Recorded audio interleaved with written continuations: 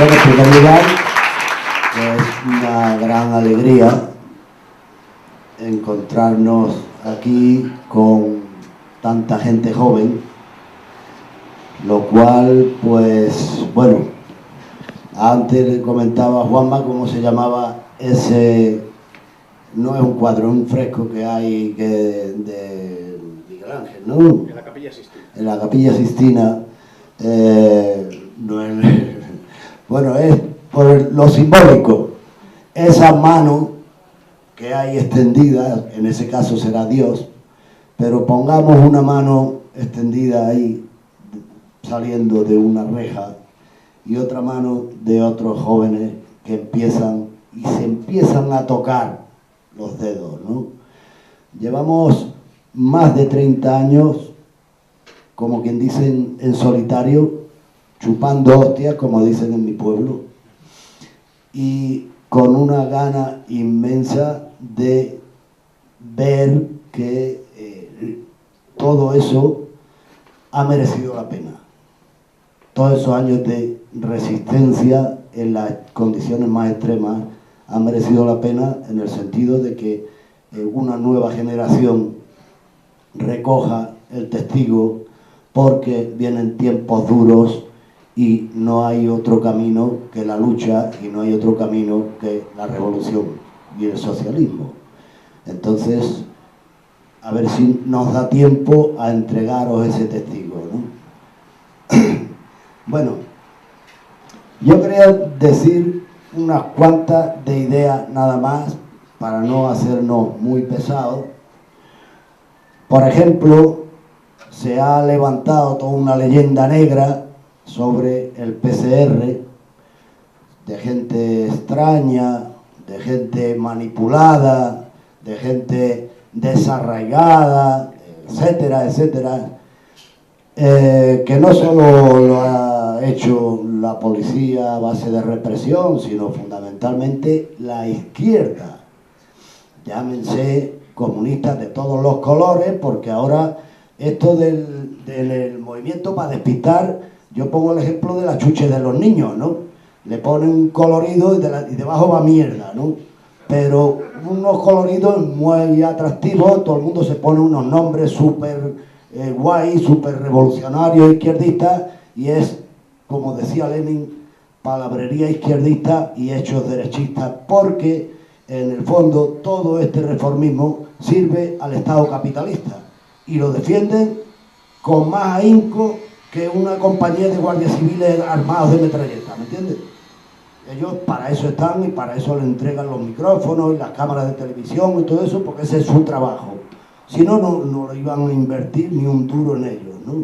Si lo invierten y lo mantienen bien es porque hacen un trabajo muy importante, y es comernos el coco a nosotros, desunirnos y borrar las huellas, como las películas de indios, para que no veamos cuál es nuestro camino y cuál es nuestro enemigo real. Bien, pues yo soy un tipo que viene de un pueblo, digo por la gente extraña esa del PCR, de los grapos y tal, que mi padre con mucho esfuerzo me mandó, fíjate tú, a una escuela de aprendices de una fábrica en Córdoba, y allí pues me hice mecánico y allí me integré en la lucha sindical, y allí pues luego conocí a lo que era la OMLE y luego el PCR. Hay una cosa que dicen los clásicos del marxismo, y es un hecho: la lucha económica, la lucha sindical por sí sola no deja de ser puro reformismo, no se plantea la destrucción del sistema.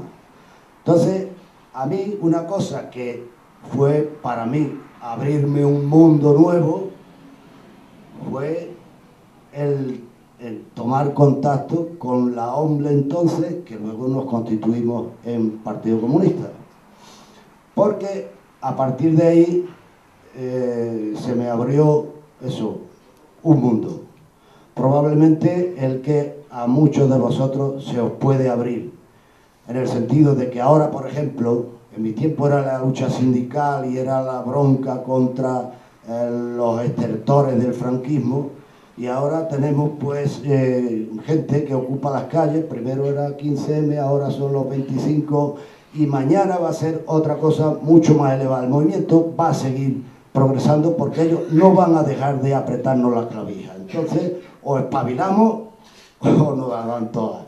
Y no tenemos más remedio que espabilar. Entonces, por ejemplo, quería decir, de extraños nada. Si alguien mira las biografías y la gente que del PCR, incluso de los Grapos igual, pues verá que hemos sido todos y todas currelas de fábricas, del campo, estudiantes, etcétera, ¿no? Gente normal y corriente que ha llegado un momento en que ha dado el salto y ha descubierto una cosa fundamental. Ha descubierto al partido, ha descubierto el marxismo, ha descubierto una cosa tan simple como que hay dos clases. En la calle eso está muy diluido. E incluso cualquier currela está agilipollado por la tele y le han hecho creer que hipotecándose y teniendo un coche y teniendo incluso un adosado, ya él es clase media, pequeña burguesía. Y ahora llegan, viene la crisis, lo echan a la puñetera calle y se queda sin trabajo, sin piso, sin coche y en la puta calle, que hay muchos ya tirados en la calle. Y ahora se entera de golpe de que no es clase media, es clase obrera. Efectivamente, gilipollas. ¿Te lo has creído? No. Hay dos clases, compañeras y compañeros, ¿sí? No hay más. Hay luego grupos sociales intermedios que, por ejemplo, el Estado necesita de guardias civiles, necesita todo el aparato represivo, de jueces, incluso de abogados.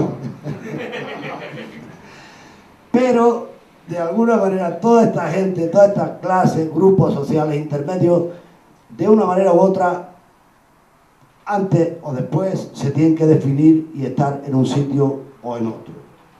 Y ahora mucha de esta pequeña burguesía proletarizada, llevada a la pobreza, no tiene más remedio que salir a la calle y unirse al proletariado. Pero hay dos clases, la burguesía y el proletariado, explotadores y explotados. Y eso es lo esencial que yo aprendí cuando entré en el partido. Aprendí también que el proletariado somos la inmensa mayoría y que no podemos conformarnos con reformar la máquina que nos machaca. Me da igual que me la pinten de colorado o de azul, me está machacando, ¿me entiendes? Me da igual que venga un lameculo político de esto a decirme que no, hombre, que el jefe te pasa la mano por el lomo. Te va a explotar igual, ¿eh? Pero, bueno, te da los buenos días. Antes te daba dos hostias, ¿no? Pues me da igual, maestro. Usted me está robando a mí. No me roba económicamente, me está robando la vida. Porque pues, cualquiera, y eso lo conocéis vosotros, cualquiera que hoy tenga una hipoteca, no le hipotecan la economía, le hipotecan la vida, le destrozan la vida, se la joden viva, a él, a su suegra, a su niño y a Dios bendito, todo el que tenga alrededor, ¿no?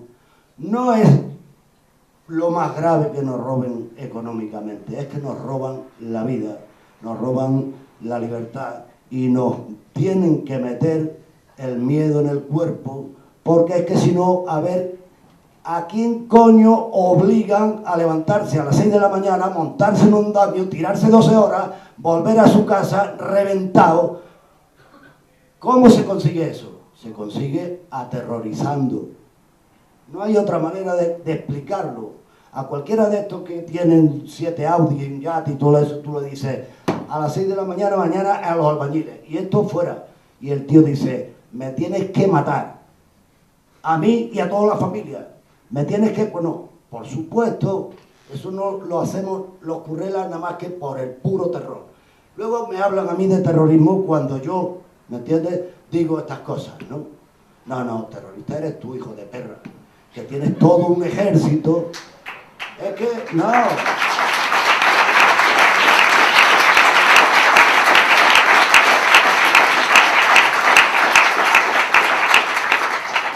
Es que nos están contando camelos, incluso hay gente supuestamente progre.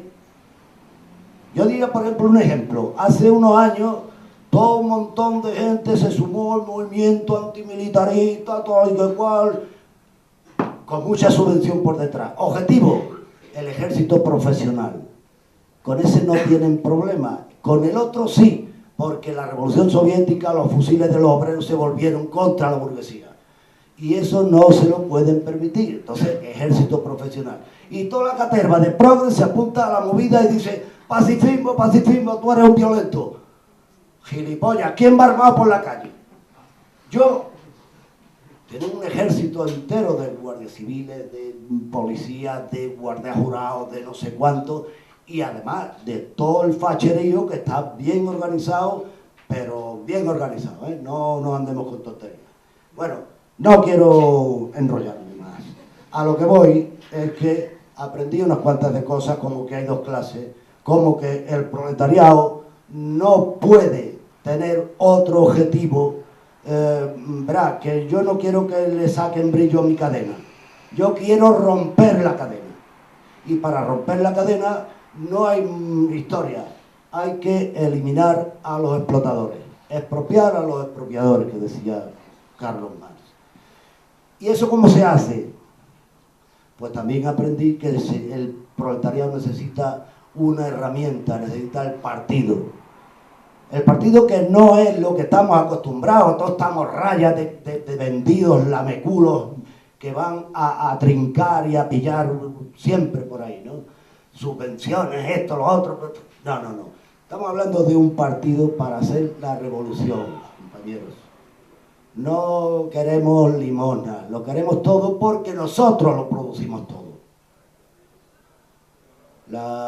Esto que nos cuentan de que el dinero se multiplica en la bolsa y los bancos, ¿eso quién se lo cree? Tendríamos que ser muy subnormales para entrar en esa historia. No. Aquí todo lo que hay es dinero robado, acumulado y robado previamente, ¿no? Eso es así. Y si no, deja de pagar la hipoteca y te vas a enterar quién viene después. Viene toda una compañía de la Guardia Civil con una orden del juez y te ponen en la puta calle, que lo están haciendo hoy todos los días. Eso es lo que hay. Bueno, por el proletariado yo aprendí que necesita un partido. Y también aprendí una cosa que también está muy estigmatizada, efectivamente. No hay más que ver cómo estar armado hasta los dientes. Bueno, pues el día que el proletariado quiera hacer algo, o se arma, o pues seguirá dándole las del pulpo. Bueno, pues con estas 4 ideas a mí me llega para 7 vidas que tuviera. Me llega para 7 vidas que tuviera. Porque, por ejemplo, ¿cuál es el papel? Que ahora están todos los días en Candeleros, porque claro, es que es lo que les interesa. Partidos reformistas, sindicatos amarillos, gentuza en definitiva vendida. El capital emplea una parte, no diría importante, pero sí una parte, en corromper dirigentes, corromper gente, piquitos de oro, etcétera, que nos líen y nos cuenten historias y nos hablen, por ejemplo, de que Stalin era Stalin, me cago en Dios, el bicho más malo del mundo. De que, bueno, al Che, por ejemplo, lo han combatido de otra manera, y es repitiéndolo por millones, de manera que la gente lleva una camiseta del Che y no tiene ni puta idea de quién era el Che, ni lo que decía el Che. Y el Che decía muchas más cosas que el mito en que lo han convertido, pero es una forma en la que el capitalismo sabe, digamos, desnaturalizar, quitarle el contenido, ¿no?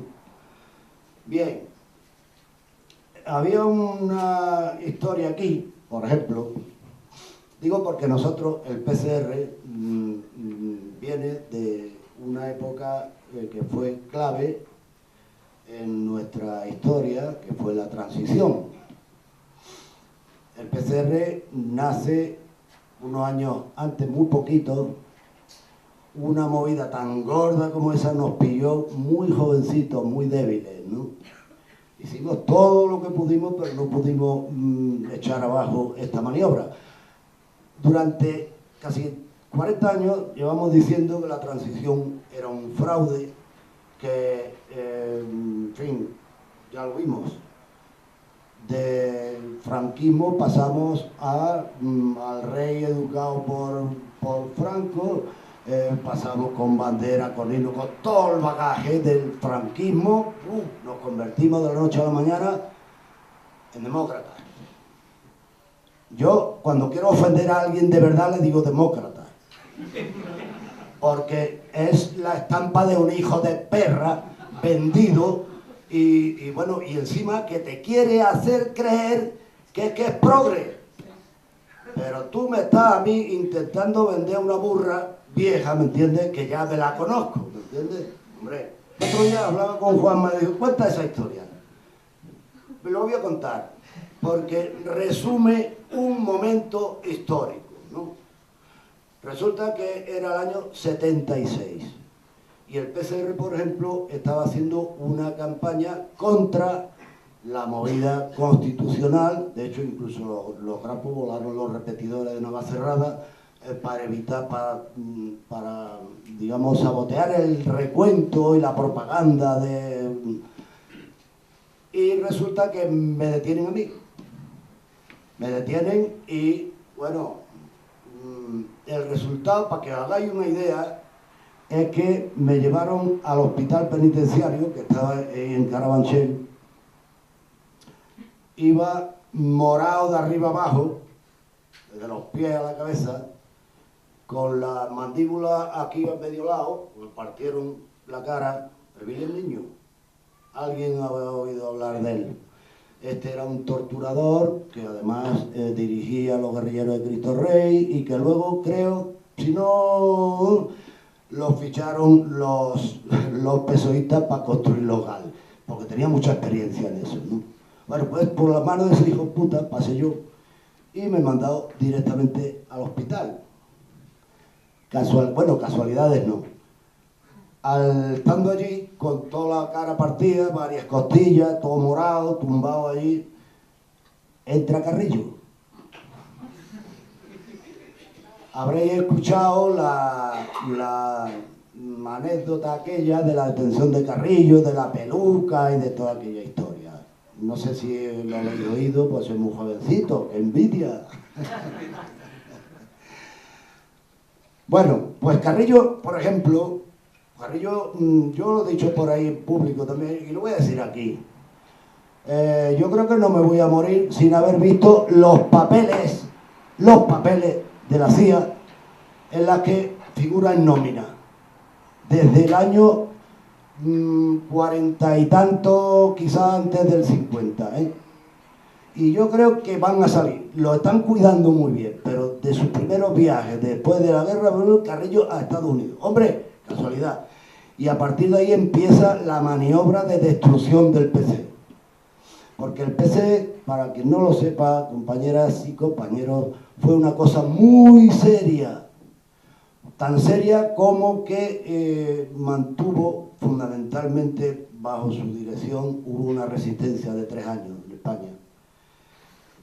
Que la gente, después de haber combatido 3 años aquí, salió por las fronteras los que no murieron, se incorporaron en la guerrilla contra el nazismo, se fueron hasta la Unión Soviética y allí lucharon, algunos como Lister fueron general en la guerra contra los nazis. O sea, fue un partido auténticamente heroico, ¿no? Destruir todo eso ha sido una maniobra lenta, pero eficaz. Y hay quien tiene datos de la eliminación física de los comunistas, lo mismo que de la denuncia, etcétera, etcétera, para llegar a destruir un partido que bueno, ha sido un ejemplo durante una época un ejemplo de partido proletario, de lucha, etcétera, pues ha habido que trabajarlo desde dentro, irlo desmantelando hasta convertirlo en una panda, bueno, no sé cómo definirlo, porque me niego a darle una calificación en términos políticos, ¿vale? Antes hablábamos de revisionismo, ahora eso ya no es revisionismo, eso ya es otra cosa, es una versión de la política de la burguesía sin más historia, porque si veis cuál es la posición de esta gente, pues ponerle alguna pega a los decretos de Rajoy, pero no dicen métetelo en el culo y voy a sacar a la gente a la calle para que te los metas en el culo, no. Empieza a corregirle comas y tal y que cual sin modificar. O sea, me niego a darle calificaciones de tipo político a estas alturas, a esta gente, ¿no? A lo que voy, que llega Carrillo, es que fue, para mí es una satisfacción personal, ¿no? Porque yo estaba hecho polvo allí y llega Carrillo, lo han detenido y hacen un montaje, porque claro, Carrillo tenía por delante una transición que hacer y sin la colaboración imprescindible del PC la transición no se podía hacer. Entonces Carrillo entraba y salía de España como Pedro por su casa, incluso protegido por los servicios secretos de Carrero, pero para que tuviera credibilidad todo lo que tenía que después hacer tragar, como por ejemplo olvidarse de bandera republicana, olvidarse de 1 millón de muertos, por ejemplo ahora se habla de memoria histórica, todo eso fue enterrado ahí, hubo un pacto de silencio por 20 y tantos años, la bandera, el himno, esto, lo otro, una ley de punto final, porque la amnistía al fin y al cabo no dejó de ser una ley de punto final, para echar tierra encima sobre ese 1 millón de muertos, ¿vale? Bueno, es que se me va un poco, quiero decir tantas cosas y a lo mejor decir nada más que lo justo. A lo que iba era a esa imagen, ¿no? De un tipo del PCR reventado allí y a un dirigente del PC que entra allí, corbata, etcétera, y en vez de tal lo ponen, no fue al hospital porque tuviera ningún problema físico, era porque allí había habitaciones individuales donde iba a estar bien tratado, etcétera, mientras maniobraban para sacarlo porque tenía que firmar toda una constitución, amigos míos, una constitución que ya llevamos con ella 40 años casi, eso es serio, hay que tratarlo bien. Y entonces pues llega la Navidad y yo estaba con los chavales de ETA y dicen que van a organizar pues una fiestecilla allí de convivencia y tal, y claro, Carrillo era un preso político, y yo digo, un momento, si viene Carrillo, yo me voy. Eso, ¿cómo va a ser? Un preso político, digo, hombre, parece mentira, ¿no? De lo que no tenéis ni puñetera idea de qué estáis hablando, ¿no? Al final hicieron la fiesta, pero antes de llegar a la fiesta llega Carrillo por la habitación y tuve la satisfacción personal de que fue a saludarme y le dije, me vas a saludar tú eres un traidor, tú eres un cabrón, has destruido el partido, te has cargado a todos los comunistas que había en el partido y además estás colaborando con todo el facherío en toda la maniobra que están pariendo. Y tú eres un partícipe fundamental. Y me fui. Renqueando, pero me fui.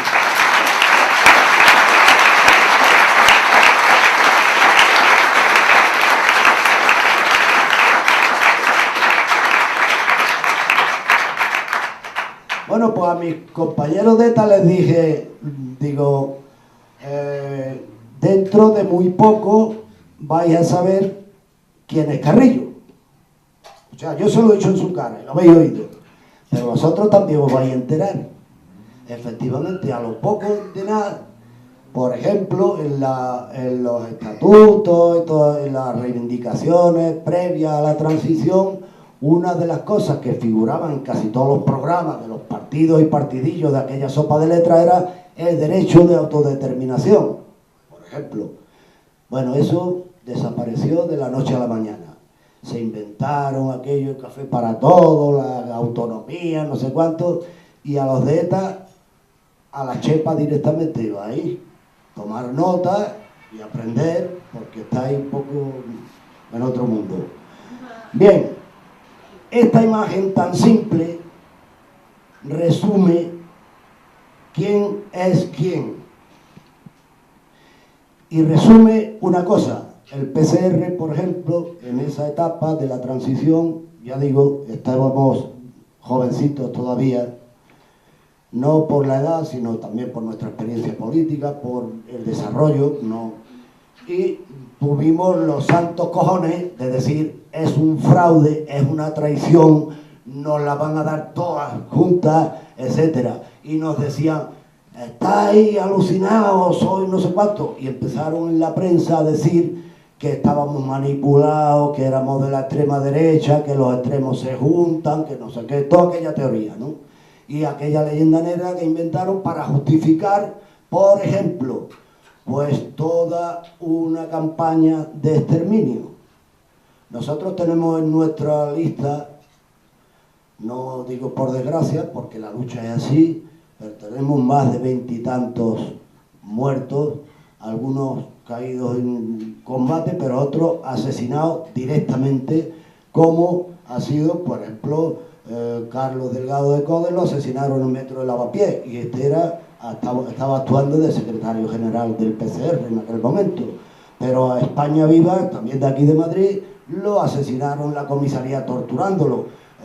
Crespo Galende murió en huelga de hambre en Herrera de la Mancha, y así una larga lista de 20 y tantos o más, ¿no? Y donde te pillaban, pues que no te preguntaban el nombre, te podían coser a tiro o te podían llevar secuestrado o desaparecido, ¿no? Entonces, por ejemplo, y ya voy a ir cortando, es una cosa que se dice, y que incluso ahora también hay quien lo dice, que somos 4 gatos, que estamos desaparecidos, que estamos aislados, en fin, todas esas historias que seguramente habéis oído. Y yo les pregunto, ¿cómo se puede estar después de 30 y tantos años con toda la pasma encima? No solo con toda la pasma, también con todos los partidos y partidillos y sindicatos y sindicatillos haciendo de chivatos, denunciándote donde quiera que abrías la boca y dando pistas a la pasma, y etcétera, etcétera, etcétera, ¿no? Han creado un círculo de seguridad a nuestro alrededor, de miedo, que eso lo he visto yo. Cuando yo he salido de la cárcel, había gente que venía, pero yo sé que había mucha gente más que no se atrevía a llegar y que me quiere, porque bueno, yo tengo a orgullo una cosa, y es que procedo de un sitio donde después de montones de años de lucha, la gente me reconoce y me aprecia, ¿no? Eso le ocurre a la inmensa mayoría de mis camaradas, ya sean de Cádiz, ya sean de Vigo, ya sean de Ferrol o sean de Córdoba, como yo, por ejemplo, ¿no? Pero hay un círculo de miedo que han tratado de crear, y que, por eso ponía el ejemplo del dedo ese mágico, que de alguna manera, y me alegro un montón de ver tantas chicas jóvenes, porque, en fin, me gustaría ver que el relevo vamos a poder darlo, ¿no? Y creo además que no queda más remedio, porque la santa crisis ha venido en nuestra ayuda. A otros los ha jodido.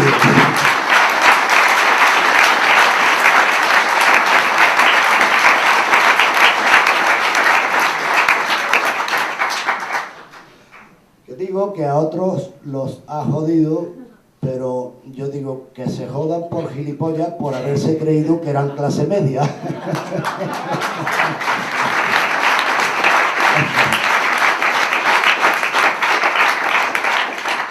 Ahora, lo que decía al principio se va a poner cada vez más claro. Hay dos clases. Y para mí está clarísimo. El reformismo está con los explotadores. Aquí no se trata de reformar la máquina de torturar o la máquina de matar. Me da igual que el fusil sea de oro o sea de acero, el problema es que dispara y los tiros van a mí. ¿Entiendes? Me da igual con el que sea, ¿no? Entonces, digo lo de la Santa Crisis porque esto pone las cosas en su sitio. Y entonces, pues yo me imagino, la gran mayoría de los chavales que estáis aquí os han dejado, desde el punto de vista económico, laboral, etcétera, sin futuro. El futuro lo tenemos que conquistar, el futuro está en la revolución, el futuro está en el partido. Y quiero mencionar en este caso, porque así lo veo y porque os lo quiero transmitir, que 30 y tantos años, yo por ejemplo, fíjate qué pinta tengo, empecé con vuestra edad, y entonces ha pasado mucho tiempo y la lucha es dura, y etcétera. ¿A dónde iba a ir? Que me he perdido un pelín. Me refería a que han dejado sin futuro, sin perspectiva, y la única salida es eso, la revolución, etcétera, etcétera, ¿no? Y quería, que era lo que iba a mencionar, el ejemplo. Vosotros no podéis hacer una idea. Yo, por ejemplo, un día, voy a echar un número, para defender nuestra misma mínima dignidad y supervivencia en la cárcel. Yo, por ejemplo, otros han hecho más, he hecho 20 y alguna huelga de hambre, ¿no? Me puse a sumar y sumaba más de 3 años sin comer. ¿Os imagináis eso? Hacer la prueba 3 días nada más y os vais a enterar. Más de 3 años, simplemente para defender que te dejen tranquilo, que no te estén. Es como pongo el ejemplo del que tienen un animal encerrado en una jaula y encima el hijo de puta va todo el día pinchándolo y a joderlo allí, pum, pum, pum. No te dejan vivir. No quieren porque quieren derrotarte, quieren arrepentirte, quieren rendirte, porque a ellos les encantaría presentar a un PCR de rodillas. Y eso no va a haber Dios que lo vea, compañeras.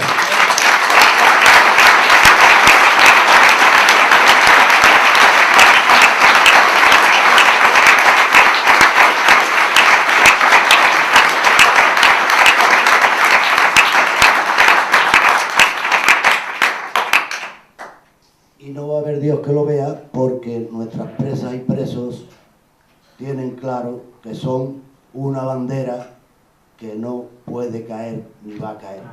Y porque vosotros y vosotras vais a recoger esa bandera de un momento a otro. Algunos con más o menos dudas, pero no tenéis otra salida. Esa es la única salida. Y que viva el PCR.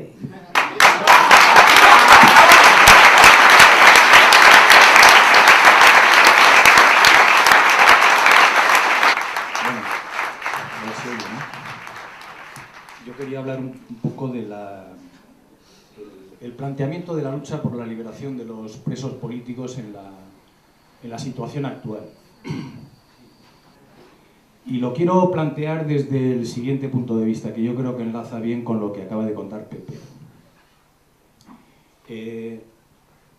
En todo movimiento revolucionario hay dos cosas que son fundamentales. Por un lado, la lucha, digamos, por las necesidades más inmediatas de la clase obrera, de las personas que no tienen trabajo, de las personas que no pueden pagar una hipoteca, de toda la situación de miseria que ha generado la crisis económica. El movimiento de masas por sí mismo es capaz de dar pasos importantes y de hecho está dando pasos muy importantes. Pero los que habréis leído a Lenin sabéis, y si no sabéis os daréis cuenta inmediatamente, que esa lucha tiene un recorrido muy corto. ¿Por qué? Porque esa lucha tiene que ir ligado a una lucha por objetivos de tipo político. Es decir, en este país hay dos tipos de problemas distintos. Hay una crisis económica que es en España igual o muy parecida a la que puede haber en Francia, a la que puede haber en Italia, a la que puede haber en Grecia, a la que puede haber en cualquier país capitalista. Es una crisis del capitalismo. No es una crisis bancaria, no es una crisis de ladrillo, es una crisis del capitalismo que se ha hundido ya. El capitalismo no da más de sí.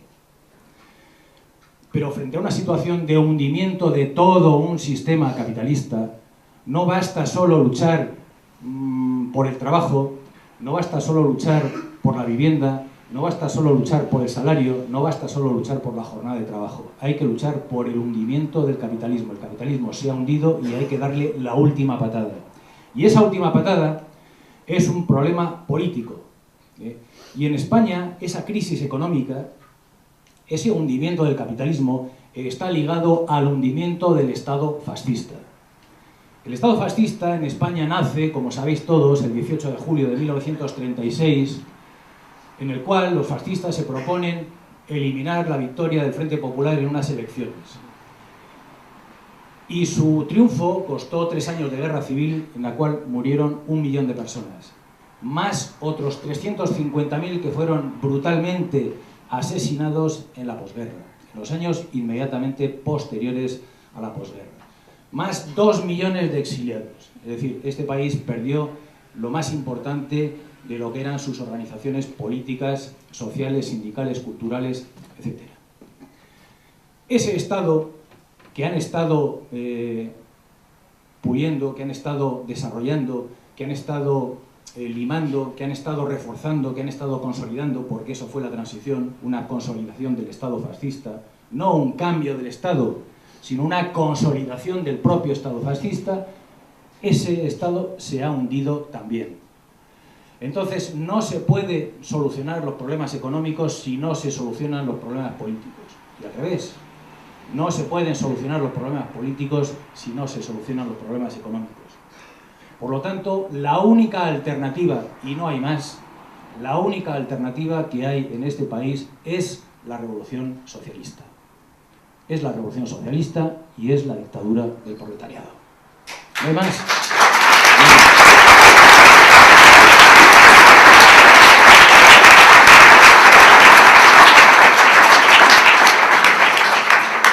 Ahora bien, cuando hablamos de socialismo, cuando hablamos de dictadura del proletariado, cuando hablamos de todo ese tipo de cosas que hemos leído en los libros de Marx, Engels, Lenin, Stalin, etc., estamos hablando aquí, en este país, en este momento, igual que cualquier otro militante revolucionario habla en cualquier otro país del mundo. Este país, sin embargo, tiene características importantes, que es lo que hay que tener en cuenta para hacer una revolución. Entonces, no basta solo decir que hay que ligar los problemas económicos a los problemas políticos y las soluciones políticas a las soluciones económicas. Eso no es suficiente.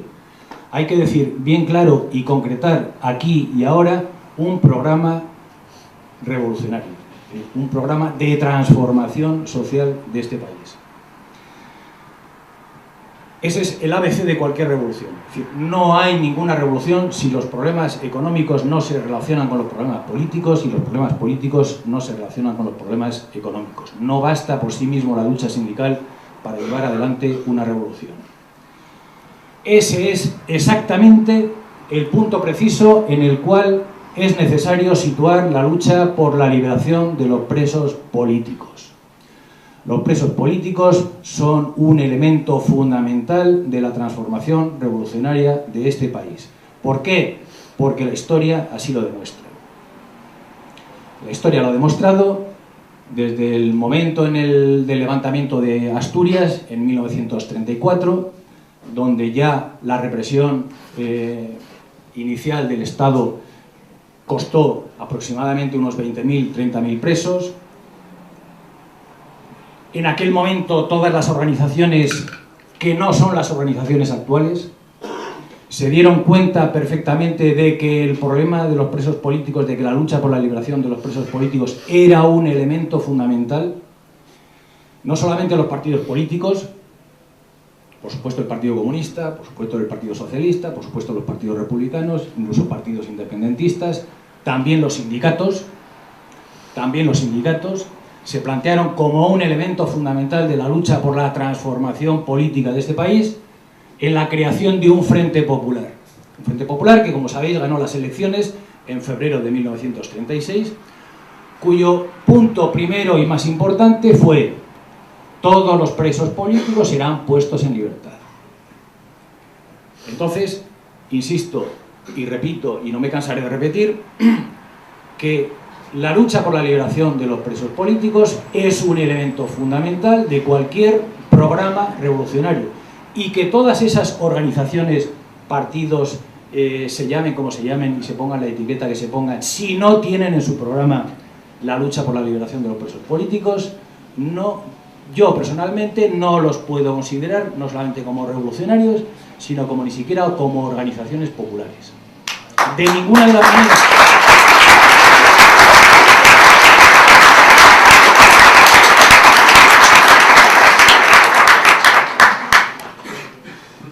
Porque no es solamente que el Frente Popular se propusiera liberar a los presos políticos, es que lo que permitió constituir el Frente Popular fue que todas esas organizaciones en lo que coincidían era en la liberación de los presos políticos.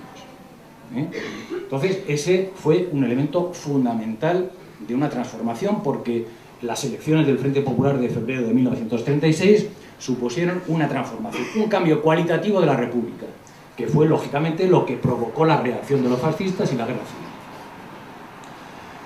En la posguerra, lógicamente, todas las organizaciones que ya no estaban unidas como consecuencia de la derrota se plantearon siempre la lucha por la liberación de los presos políticos. Y lógicamente, durante la transición, las mayores movilizaciones, las mayores luchas y las mayores batallas que ha habido en las calles de este país en la transición fueron como consecuencia de la liberación de los presos políticos. Esa es la experiencia que existe, y aquellas personas que nos llamamos materialistas y que por tanto elaboramos nuestro pensamiento, elaboramos nuestra línea política, elaboramos nuestra estrategia, tenemos que tener en cuenta esa circunstancia. Y otra vez es fundamental volver a poner en primer plano la lucha por la liberación de los presos políticos. ¿Por qué? Porque en primer lugar lo que demuestra la lucha por la liberación de los presos políticos es que estamos diciendo que en este país hay presos que son políticos, que están presos por sus convicciones políticas, por su lucha por una revolución socialista y por la dictadura del proletariado en este país. Y están presos única y exclusivamente por eso.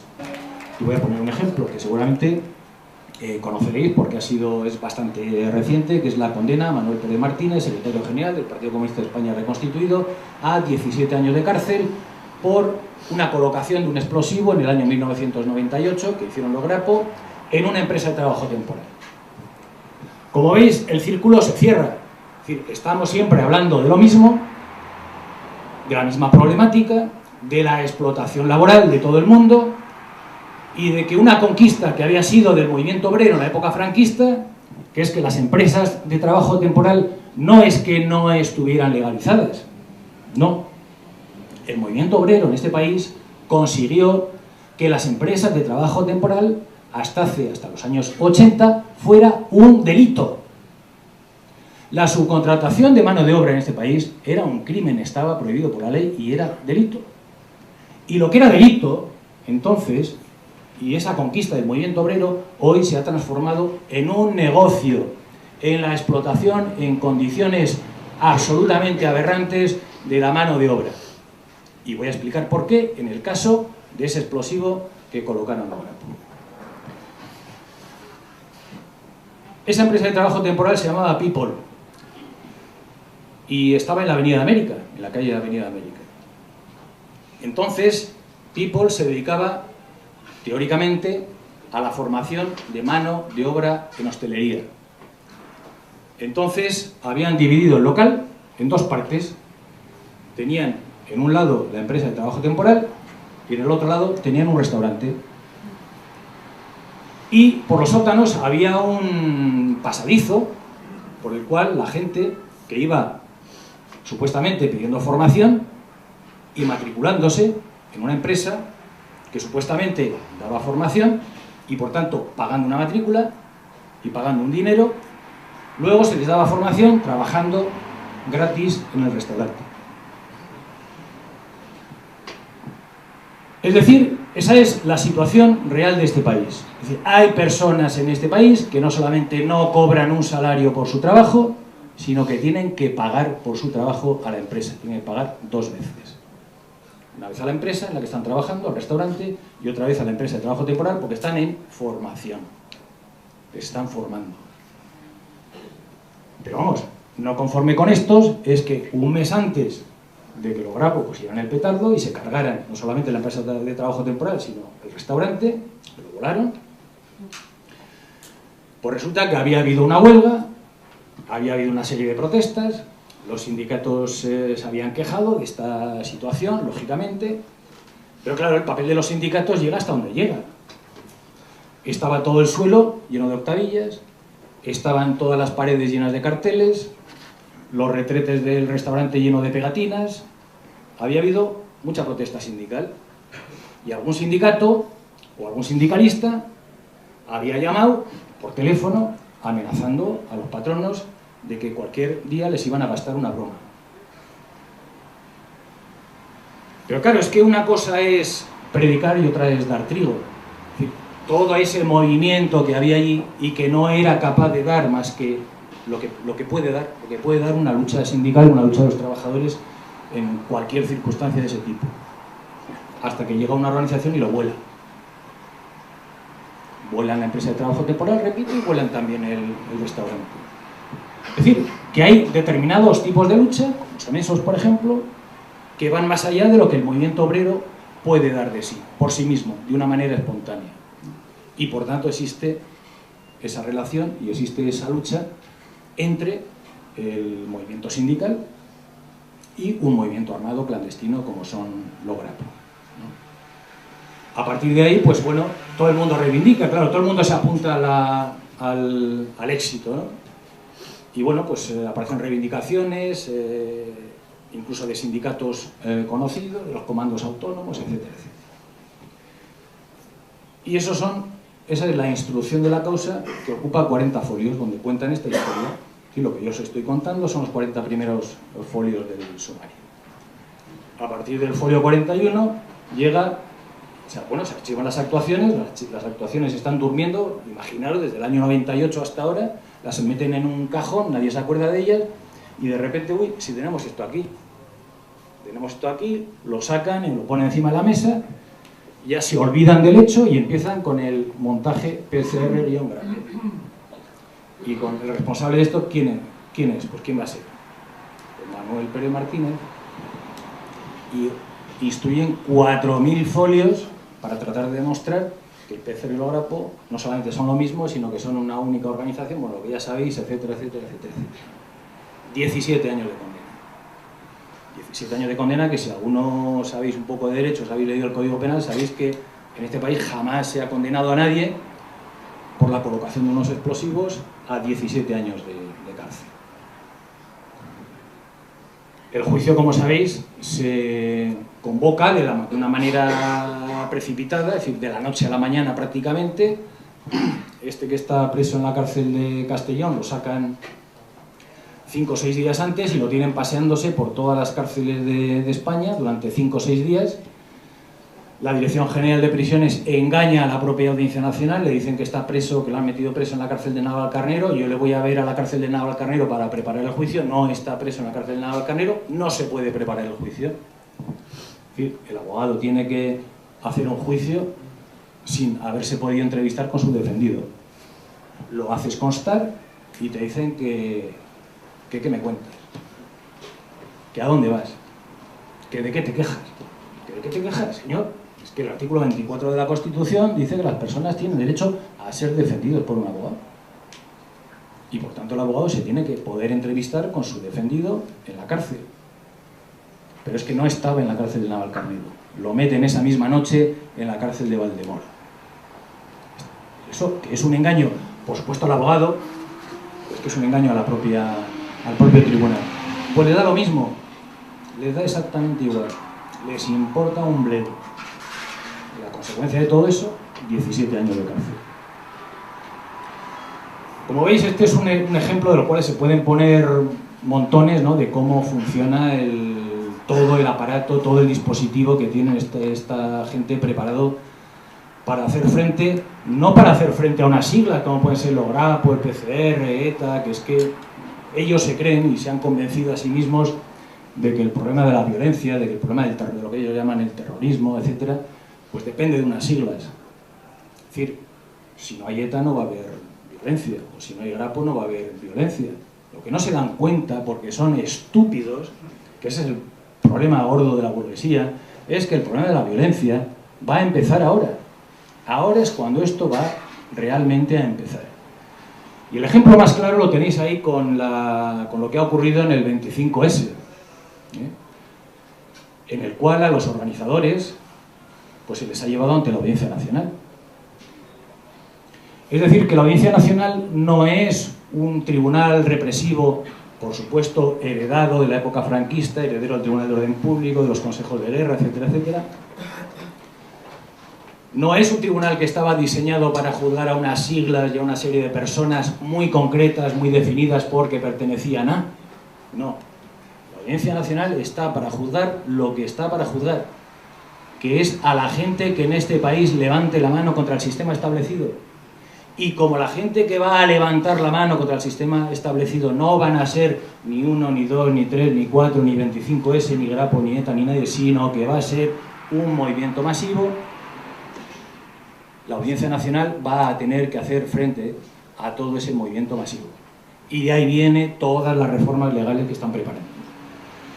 Ya sabéis que la Audiencia Nacional la han vaciado, la han trasladado de sitio, la van a llevar a otro lado, mientras hacen reforma en el antiguo edificio. Porque todos los preparativos pasan por ahí. Pasan por la reforma de la Audiencia Nacional, pasan por la reforma del Código Penal, por el establecimiento de la cadena perpetua y, por tanto, la imposición de un estado de terror. Un estado de terror, lógicamente, que ya no solamente va dirigido contra, repito, contra determinados grupos o determinadas personas, sino que va a ser un terror masivo. Y eso es a lo que hay que hacer frente. Porque el movimiento por la liberación de los presos políticos no es un movimiento por la liberación de los presos, de estas personas que están aquí, de los presos antifascistas, del PCR y de los GRAPO, que no. El que piense eso está muy equivocado. Esto es solo el principio. Y esto es lo que les espera a todos los demás. A los demás les espera la aplicación de la ley antiterrorista, que ya han empezado. Ya han empezado. Las detenciones por todas partes, la campaña de intimidación, de terror. ¿Por qué? Porque este es un Estado fascista, este Estado se sostiene en el terror, en la intimidación, en meter miedo. Lo único que ha sostenido a este país durante 70 años es el miedo. Y si preguntáis vosotros a vuestros padres, a vuestros abuelos, cómo era la vida, cómo se vivía en las casas, en los barrios, en las ciudades, en las fábricas, en este país la gente está acostumbrada a hablar bajito cuando habla de política. ¿No os habéis dado cuenta? Porque siempre nos han dicho a todos durante años y años y años, shh. En cuanto hablabas, te quejabas, protestabas, comentabas algo, shh. Que no te oigan, porque eso es el fascismo y eso sigue existiendo ahora. En el momento en el que la gente pierda el miedo, porque mucha gente la que tiene miedo por muchas razones, como dice Rajoy, efectivamente, y tiene razón, hay mucha gente que no va a las manifestaciones, lo que pasa es que no dice por qué la gente no va a las manifestaciones, que es por miedo, por pánico, por verdadero terror a los golpes de la policía, a las carreras y al todo ese tipo de cosas, ¿no? Otros tienen miedo a las detenciones, otros tienen miedo a la prisión, otros tienen miedo a la tortura, etc. Eso es lo único que está sosteniendo este país. Y entonces, lo que tenemos que ver en estas personas que están aquí, que aquí veis las fotos, es el retrato de todos los demás.